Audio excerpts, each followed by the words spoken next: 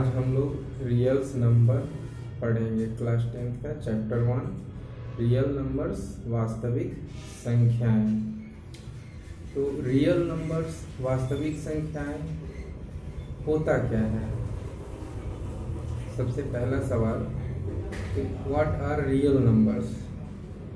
तो मैं आप लोग को बता दूं कि परिमेय और अपरिमेय संख्याओं का जो समुच्चय है, रेशनल एंड इरेशनल नंबर्स का जो ग्रुप है, उसको हम लोग बोलते हैं रियल नंबर्स। तो आज हम लोग क्लास 10th का चैप्टर 1 स्टार्ट करने जा रहे हैं। चैप्टर का नाम है रियल नंबर्स वास्तविक संख्याएं। तो चलिए स्टार्ट करते हैं। वास्तविक संख्याएं। तो वास्तविक संख्या में यहाँ हम लोग को सबसे पहले पढ़ना है भाग, एल्गोरिथम,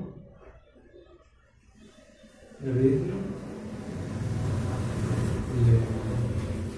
भाग, एल्गोरिथम, लेमा ये है क्या?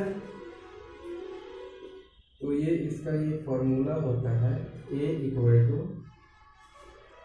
BQ प्लस R, जहाँ 0 से तुलना करने पर 0 के बराबर या 0 से बड़ा हमारा R होता है और R से बड़ा हमारा B होता है। ठीक है। तो इसको हम लोग 0 से तुलना करते हैं। R का मतलब होता है रिमाइंडर, शेषफल, और B का मतलब होता है डिवाइजर, जिससे हम लोग भाग देते हैं, डिवाइड देते हैं। और भाग, एल्गोरिथम, लेमा से हम लोग को यहाँ लिख देता हूँ, भाग,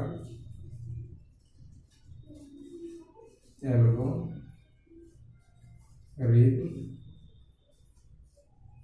लेमा से मौसा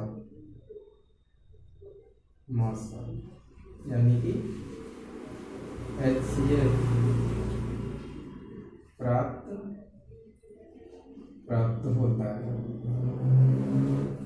चलिए शुरू करते हैं। भाग, एल्गोरिथम, लेमा क्या है? तो जैसा कि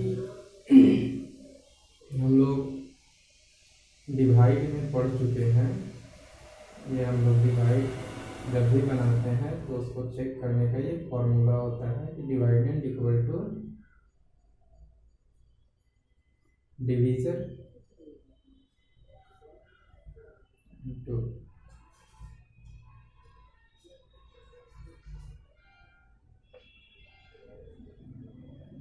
कोसेंट, और नीचे में जो बचता है उसको रिमाइंडर बोलते हैं। क्या बोलते हैं? रिमाइंडर। तो इसी डिवाइडेड को हम लोग यहाँ A बोल ले रहे हैं, डिवाइजर को हम लोग B बोल ले रहे हैं, कोसेंट को Q ही बोल रहे हैं, और रिमाइंडर को R बोल रहे हैं। तो इधर ये जो B होता है, B यही हमारा HCF होता है। ठीक है। तो यहाँ ये कह रहा है भाग, एल्गोरिथम, लेमा, जब भी हम लोग 0 से तुलना करते हैं तो 0 से बड़ा या फिर 0 के बराबर ही हमारा रिमाइंडर आता है, और रिमाइंडर से बड़ा जो होता है वो हमारा ये B यानी कि डिवाइजर होता है। तो चलिए शुरू करते हैं भाग, एल्गोरिथम, लेमा और उससे जुड़ा हुआ कुछ क्वेश्चंस। तो इसको आप लोग नोट कर लें।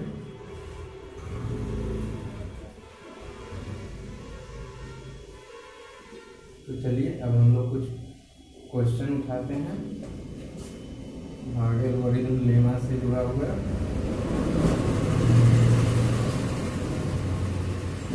तो हम लोग यहाँ ये देखते हैं कि A बराबर कोई भी एक संख्या ले लेते हैं और बी के लिए कोई भी एक। अब हम लोग इसको भाग एल्गोरिथम लेमा पर डालते हैं। तो पहले फॉर्मूला लिख लें। ये हमारा कितना दिया हुआ है 376। बी कितना दिया हुआ है 28। चलिए तो इधर मैं करके दिखा देता हूँ।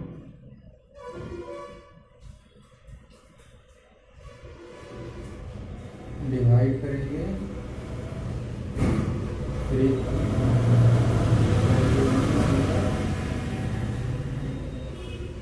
28 बन जाए 28। 17 में से 8 माइनस किया 9, ये खत्म हो गया 6। ठीक है।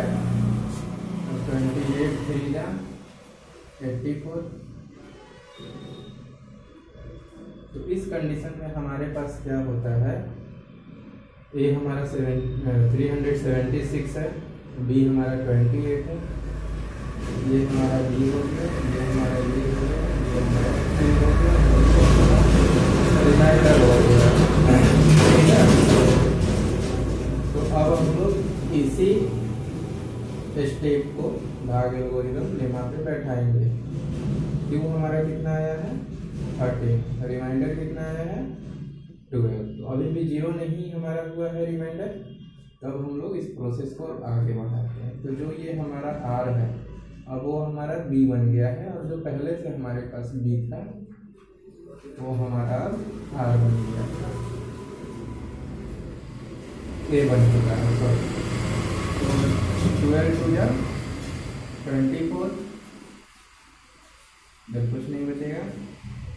तो यहाँ पर ये जो है हमारा बी वो हमारा अब ए बन गया, और जो आर है वो हमारा बी बन गया। तो अब इस स्टेप को लिखेंगे। अब यहाँ के लिए ये बी है, ये ए है और ये क्यू है। तो हम लोग क्या करते हैं क्यू लिखते हैं। तो Q2 आया है, ठीक है, और रिमाइंडर 4 आया है। अभी भी हमारा 0 नहीं हुआ है। तो जो हमारा रिमाइंडर है वो बी बन चुका है, और जो पहले बी है अब वो हमारा ए बन जाएगा। तो 4 3 जा 12 हुआ, 0 आ चुका है। तो अब इस 12 को यानी कि बी को हम ए बना देंगे। जो हमारा रिमाइंडर है 4, वो 4 जो है अब हमारा बी बन चुका है। 4 2 जा 4 3 जा 12। अब हमारा रिमाइंडर 0 हो चुका है, शेषफल 0 हो चुका है। तो इसका मतलब है कि जो हमारा बी है वो है हमारा मॉशक यानी कि HCl, वो हमारा हो चुका है 4।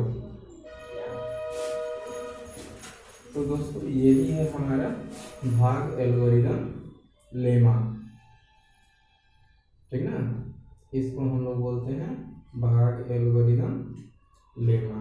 अगर हम लोग इस स्टेप में तुलना करते हैं तो हम क्या देखते हैं, 0 से तुलना करने पर कि 0 के ही बराबर हमारा ये R है, ठीक है, और R से बड़ा हमारा ये B है, यानी कि B है, ठीक है। तो हम लोग लिख लेते हैं R कितना आया है 0 आया है, और B कितना आया है 4। तो देखते हैं यहाँ आपने, यह है हमारा भाग एल्गोरिथम लेमा। तो इसको आप लोग बढ़िया से अच्छे से प्रैक्टिस कीजिए। जितना ज़्यादा प्रैक्टिस कीजिएगा उतना ज़्यादा अच्छा से ये समझ में आएगा, ठीक है। और अगली वीडियो में हम लोग फिर आगे की बातें सीखेंगे।